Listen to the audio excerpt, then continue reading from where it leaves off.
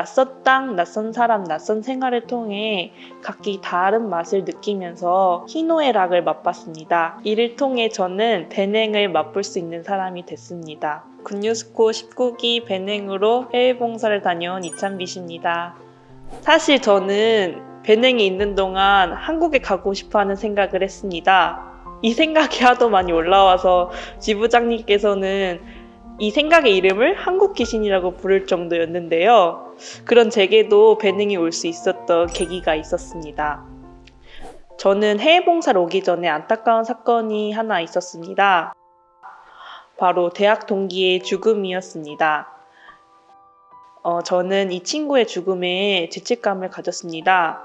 친구가 죽기 전날 저랑 통화를 했습니다. 통화 중에 갑자기 핸드폰이 뚝 떨어지는 소리가 났고 친구의 목소리가 안 들리고 그리고 이렇게 뭔가 부딪히듯이 뻥 소리가 났습니다. 당시 불길한 예감이 들었지만 늦은 밤 졸린 나머지 잠에 들었습니다. 그리고 다음날 아침에 친구가 횡단보도를 건너다가 교통사고로 죽었다는 소식을 듣게 되었습니다. 이제 막 성인이 된 제게 죽음이란 단어는 낯설고 무서웠습니다. 또 모든 것이 제 탓인 것만 같은 죄책감도 몰려왔습니다. 이런 생각들이 찾아올 때면 술, 담배로 저를 달랬고 이런 생활은 저를 더욱더 피폐하게 만들었습니다. 그러던 중 친척 할아버지께서 굿뉴스코 해외 봉사를 권유했고 이렇게 살면 안 되겠다 싶어서 온 곳이 배냉이었습니다. 그런데 변화가 필요해서 온 배냉은 생각보다 쉽지 않았습니다. 샤워를 해도 1분 만에 무용지물이 되는 더위, 그리고 오토바이를 탈 때 엉덩이가 너무 아픈 비포장도로, 또 거리마다 보이는 알록달록한 쓰레기들, 열악한 환경에 놀랐고 생활하는 부분에서도 많은 어려움을 겪었습니다. 그 중에서도 제일 힘들었던 건 사람들과의 관계였습니다. 저는 이 나라에 대해서도 배냉 사람들에 대해서도 배냉 지부에 대해서도 무지했습니다. 그래서 이 배냉 생활을 하는데도 꽤나 오랜 시간이 걸렸습니다.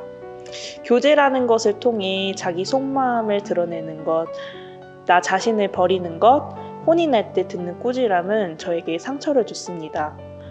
같이 온 단원들은 모든 면에서 뛰어났습니다. 언어, 댄스, 노래, 컴퓨터 작업 등 그들 앞에 서면은 한없이 초라하고 부족한 저였습니다. 저는 이 모든 것들이 부정적이고 싫었습니다. 같이 온 단원들은 여기 체계도 익숙하고 또 일을 하는 모습을 볼 때면 문서 작업이나 영상 작업 이런 거 밤샘 할 때가 참 많았는데 힘든 내색은 보였지만 이렇게 섬세하게 디테일까지 이렇게 완성시키는 거 보면은 진짜 열정적으로 할 수 있다는 것을 느꼈습니다. 근데 저는 이런 것들을 보면서 거기에 못 미치니까 계속해서 한국으로 도망가고 싶었습니다. 그러나 저에게 이런 생각들이 감사하고 소중하게 받게 된 계기가 있었습니다. 작년 12월 9일 제 생일이었습니다. 이날은 마약센터에서 코리아 캠프를 하던 날이었는데 이 행사가 끝나면은 다른 행사도 있어서 많이들 지쳐있고 바빴습니다. 그러나 바쁜 틈을 타 지부장님 사모님이 맛있는 음식으로 저희한테 축하를 해주셨고 또 현지인들은 저에게 축하한다며 노래를 불러주고 또 우리 단원들은 제게 편지 그리고 축하 영상, 축하 공연까지 해줬습니다. 그날 얼마나 울었는지 모릅니다. 나라는 사람을 위해 한마음으로 축하해준 것이 그렇게 감사했습니다. 저는 이제 겉으로는 웃지만 속으로 욕하고 열등감에 남을 판단하고 매일을 울고 일상이 불평, 불만으로 가득 찼는데 잘 적응해줘서 함께해줘서라는 고맙다는 말들이 가득했습니다. 저를 위하고 기다려준 지부장님, 사모님, 나를 생각 이상으로 신경 쓰는 동기 단원들, 그리고 나를 너무 좋아해주는 베냉 현지인들의 사랑까지 느낄 수 있었습니다. 낯선 땅, 낯선 사람, 낯선 생활을 통해 각기 다른 맛을 느끼면서 희노애락을 맛봤습니다. 이를 통해 저는 베냉을 맛볼 수 있는 사람이 됐습니다.